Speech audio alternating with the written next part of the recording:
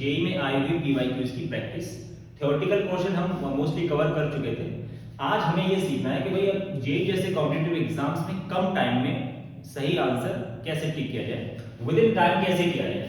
तो एक तो लेंथी मेथड बताऊंगा, फिर उसके बाद एग्जाम्स में जेई जैसे कॉम्पिटिटिव एग्जाम्स में कैसे इसको कम टाइम में करना है, दूसरा मेथड भी। जैसे एक क्वेश्चन लेता हूं पीवाईक्यूज जो जेई में आया हुआ क्वेश्चन है, the number of real solutions, the number of real solutions of x raised to power 7 plus 5x cube plus 3x plus 1 equal to 0। एक कर्व की इक्वेशन है इधर, that is equal to 0, मतलब ये भी एक इक्वेशन ही है, y equal to 0, it means x axis। तो हमें इसके सॉल्यूशन की बात कर रहा हूं, मतलब इस ग्राफ को जब मैं प्लॉट करूंगा और x axis y equal to 0 का मतलब x एक्सिस का जो पॉइंट ऑफ इंटरसेक्शन है उसका मतलब है रियल सॉल्यूशंस। तो पहले एक बार इसका लेंथी मेथड देख लेते हैं, सब्जेक्टिव अप्रोच क्या रहेगी उसकी, फिर उसके बाद हम लोग इसको विद इन सेकंड्स में इसको सॉल्व करेंगे। तो पहली बात तो मैंने जैसे कि कल बताया था कि ऑड इवन ऑड पावर वाला अगर फंक्शन है, x की मैक्सिमम पावर ऑड है, तो इसका मतलब एक तो क्लियर है कि भाई इसका जो रियल सॉल्यूशंस होंगे वो एटलीस्ट 1 तो है ही सही, 2 भी हो सकते हैं, 3 भी हो सकते हैं, मैक्सिमम कितने हो सकते हैं एक बार देख लेते हैं, लेकिन एक तो होगा ही सही एटलीस्ट। एंड ऑप्शंस गिवन है इसके 1 2 3 एंड 4। तो सबसे पहले हम लोग इसको डिफरेंशिएट करेंगे। हम ये देखना चाहते हैं कि ये फंक्शन, इसकी स्लोप उस पर्टिकुलर इंटरवल में x बिलोंग्स टू r में, अगर कुछ भी नहीं गिवन है तो हम समझेंगे x बिलोंग्स टू r में, इसकी स्लोप मतलब dy by dx किस तरीके से वेरी कर रही है। दैट इज x की पावर 7 को डिफरेंशिएट करेंगे तो होगा 7x raised to power 6 plus 15x square plus 3। ये मैंने इस फंक्शन को डिफरेंशिएट किया है x के रिस्पेक्ट में।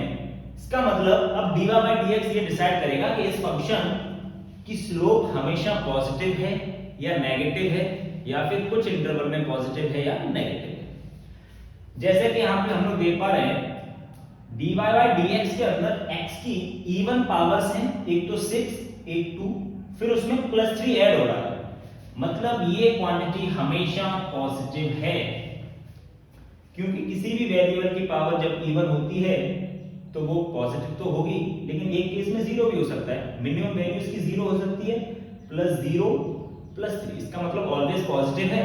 इसका मतलब हमारा जो ये इक्वेशन है किसी कर्व का वो हमेशा इंक्रीजिंग फंक्शन होगा, increasing in x belongs to r, x belongs to r में इंक्रीजिंग है। और जब मैं यहां पे limit x tending to infinite देखूंगा तो ये फंक्शन कहां जाएगा भाई, प्लस इनफाइनाइट पे, बिकॉज़ x की मैक्सिमम पावर कितनी है 7, इनफाइनाइट की पावर 7 लगाओगे तो बहुत सारा प्लस पॉजिटिव इनफाइनाइट आने वाला है। And when limit x tending to minus infinite, तब ये फंक्शन जाएगा माइनस इनफाइनाइट। तो अब ग्राफ प्लॉट करके देख लेते हैं एक बार इसका। माइनस इनफाइनाइट से स्टार्ट होने वाला है, फाइनली प्लस इनफाइनाइट पे खत्म होने वाला है, और हमेशा इंक्रीज करना है, मतलब ग्राफ न तो टर्न होगा न तो कांस्टेंट होगा। तो सिंपल सा माइनस इनफाइनाइट से स्टार्ट करो, प्लस इनफाइनाइट पे करो, तो एक बार कहीं ना कहीं x एक्सिस आएगा, तो नंबर ऑफ रियल सॉल्यूशंस आ गए इसके 1। So answer is 1। ये तो भाई हमने थोड़ा डिटेल में एनालिसिस किया है, इसके पीछे की वजह ये है कि भाई कल को अगर जेईई एडवांस लेवल पे अगर क्वेश्चन बनाता है अच्छा, तो इसमें एक लाइन और देख के वो पर्टिकुलर इंटरवल में एरिया भी पूछ सकता है, तो ये इसलिए मैंने डिटेल में एक्सप्लेन किया है।